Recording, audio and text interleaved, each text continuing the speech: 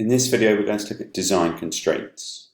A constraint is simply something that is going to limit the work that you're doing in some way. So designers always have to work within constraints. If you're designing a mobile phone, you have to consider the size of people's hands.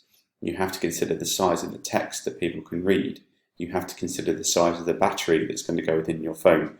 You have to consider the size of the charging port that's going to go within your phone.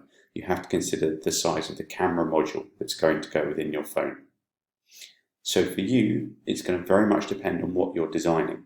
If you're designing a toy boat, you're going to need to consider where it's going to be used. So if it's going to go in the bath, how big is the bath? How wide, how long, perhaps most importantly, how deep is the water likely to be? Because that will affect your design. If you're designing a doll's house, how big are the dolls that are going to go within the doll's house? How big is the space in the apartment that you have available to make the doll's house?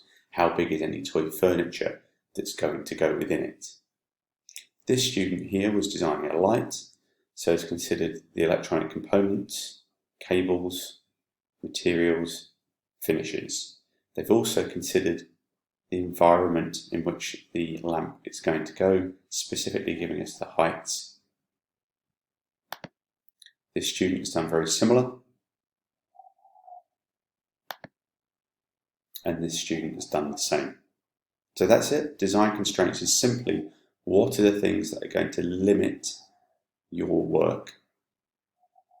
A good response to this will have dimensions, original images, and simple information. The information must always try and answer the question, how will this affect my work?